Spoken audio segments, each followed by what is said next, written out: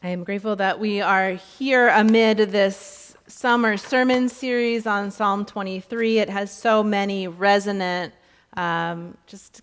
moments for each of us, depending on our many encounters with that text. This summer, I've been leaning heavily on the Psalm translations by Robert Alter. And so I'll read Psalm 23 from that today. He translated that in 2007. It sounds a little bit different than kind of our King James version that we maybe have know by heart. And then we're also using this little book of poetry called How to Love the World, Poems of Gratitude and Hope. We are just leaning into all the ways that Psalm 23 helps us to love the world.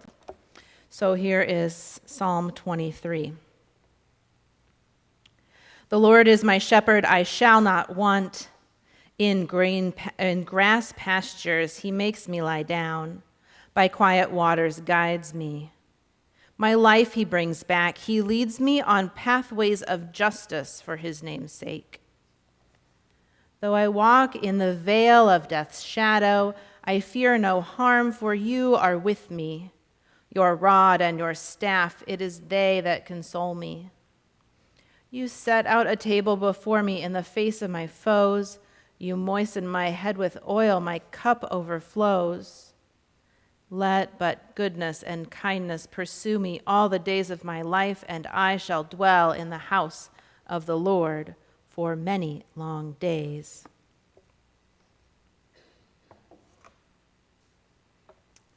And then today's poem is called In Praise of Darkness. It's by Francine Marie Tolf, who makes her home in the woods and writes kind of with an ecological tone and makes her home in Minneapolis. So here is In Praise of Darkness. We touch one another with defter fingers at night. Rain sounds different, it's steady falling, a remembered wisdom. What if the dark waters waiting to carry us home slept inside every one of us? We were loved before stars existed. We are older than light. Please pray with me. Holy God, may the words of my mouth and the meditations of all of our hearts be holy and acceptable to you, our rock and our Redeemer. Amen. There may not be much that's easy about Psalm 23, verse 4. Those ancient words get recycled year after year, millennia after millennia, because we instinctively know something deep down about the valley of the shadow of death. On the most personal, intimate level, we come face to face in our own way with the unspoken, undisclosed, deep-seated experience of unending ache or ceaseless grief or relentless worry or boundless exhaustion. Part of what gives Psalm 23 its power is its acknowledgement that such valley exists. We cannot admit and accept this kind of reality except sideways through the poetry of the Psalms, a gift to us before we were born. When I hear Psalm 23 read aloud, all the valleys seem to intermingle, mine and yours, and the cavernous ones of those who have long succumbed to the press of mortality. And I see a collective ravine, too, a well-established earthy canyon that seems to dip and twist in ways as yet unexpected. Today, just 3 words encompass this Psalm 23 valley: Afghanistan, Haiti, Delta. How do we walk that way without fear? How do we let loose our grip on what keeps us up at night? How do we release our worry, abandon the butterflies in our bellies? How do we do what the psalm hopes? fear none of it. There's a place in India called the Valley of Shadows. It is dwarfed by mile-high mountain peaks on either side, and from above, it just looks like a little crack in the sidewalk. Just step over it, Google Images seems to beg. But down in the Valley of Shadows, the walls extend straight up for 200 feet on either side, and in some places, you can touch both sides of the valley, left hand on one side, right hand on the other. You have to fly from Mumbai to get there, take a train, hop in a jeep, spend the night in this little adjacent village where tourists, at least tourists in some other mythic non-COVID time, congregate to begin their hike to the valley. In the rainy season, you can't really walk through the Valley of Shadows. It becomes an impassable river. The possibility of falling boulders destabilizes the sides of the valley with the constant rain.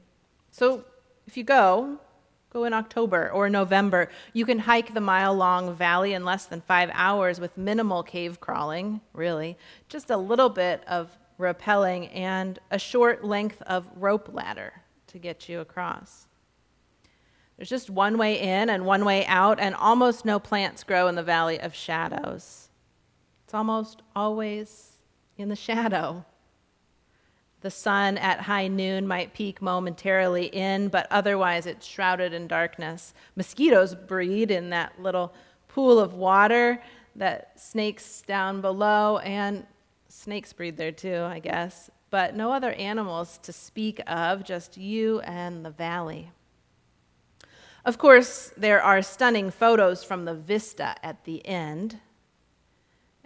People want to pose triumphantly, arms akimbo or raised in celebration. They made it to the end of the valley. They cleared the path. They completed the hike. There is color and sunlight and beauty. But what about those photos from mid-hike? As the name suggests, it's a valley of shadows, so the colors are muted, earth tones muffled, hikers weary. Boulders, not entirely unsurmountable, but sizable nonetheless. And the view is dampened by the valley walls. You can hardly take a photo mid-hike without the steep valley walls in the background, a reminder that there's no way out but through. And maybe we're the same about our own valleys. We want to tell the end of the story. We want to share that photo with the triumphant pose, arms raised in celebration. The photos mid-valley aren't as picturesque, and the stories mid-valley are harder to tell. How do you put into words the part of the valley where your pain is so great? As a poet says, you can't think about or pay attention to anything but your own pain. The rest of the world and all other life don't matter. In that kind of valley, we walk between mountains and mountains that look older than memory, but we can't enjoy the view. There is no view to speak of in the valley. Only boulder and high walls and obstacle.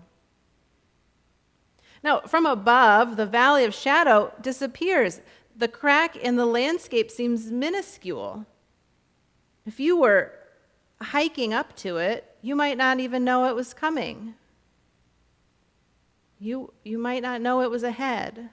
So for those of us outside the valley, it's hard to imagine what life is like 200 feet below.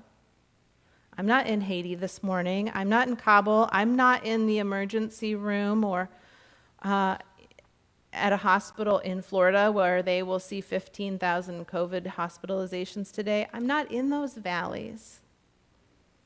And yet, if we press our ear to the gospel, if we draw near to Jesus, we will hear an echo of Psalm 23 reverberating and giving us a way through, how we might be people in the valley who are there to help. In the Gospel of Luke, Jesus recapitulates the formidable danger and real-life peril of the valley when he tells the parable of the Good Samaritan. We get just one little verse of context in the parable of the Good Samaritan, but it says everything. A man went down from Jerusalem to Jericho, and he encountered thieves who stripped him naked, beat him up, and left him for dead.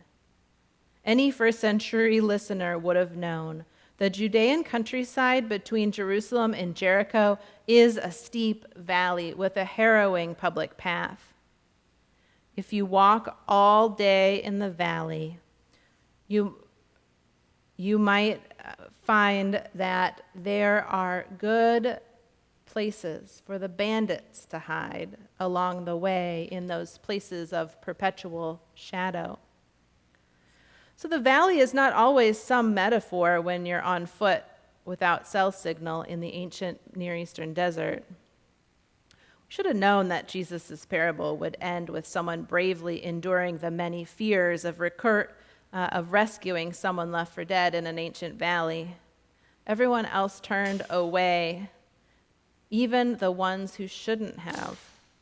The Good Samaritan stays in the valley, becomes an accompaniment, rescue, transport, a way through.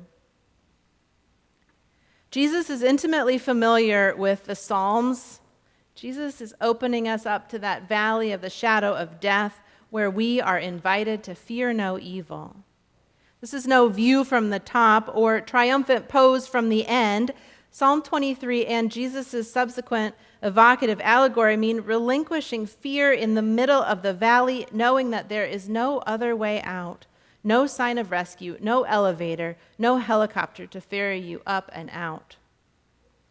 Yea, though I walk through the valley of the shadow of death, I fear no evil. My constant companion in psalm study these days has been Robert Alter, and so of course he has new insights into these 17 words that we know by heart. Yea, though I walk through the valley of the shadow of death, I fear no evil.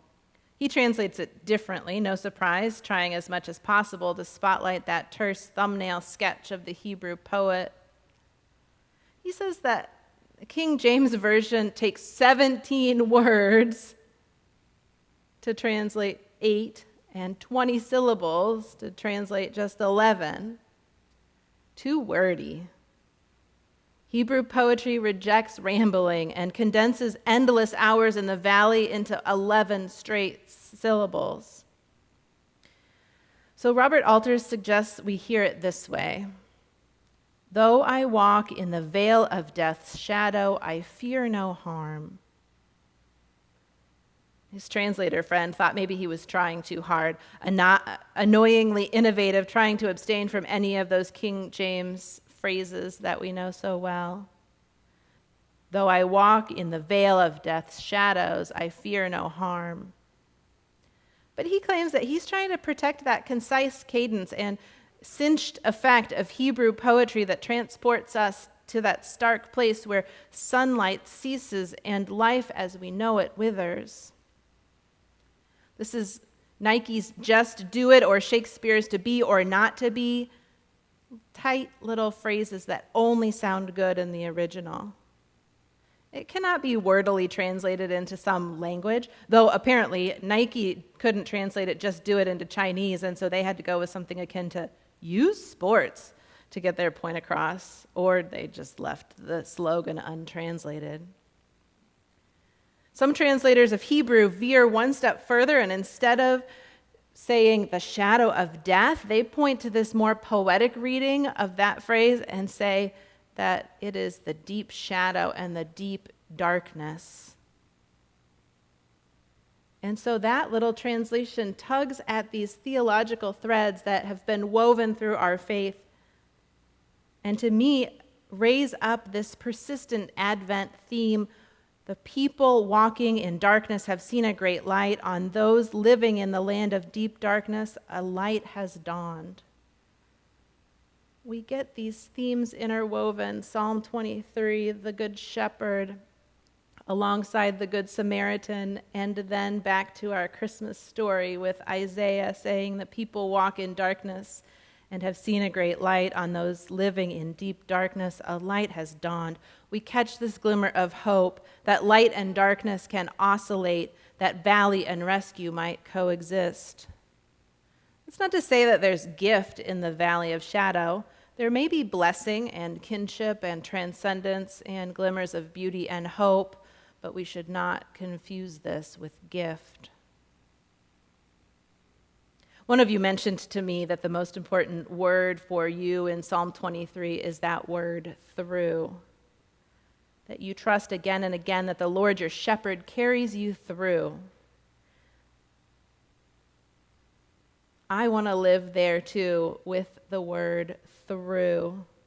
And the only way I can do it is to remember the word fear alongside it, and remember that in every valley I must relinquish my fear and hand it over to our shepherd God.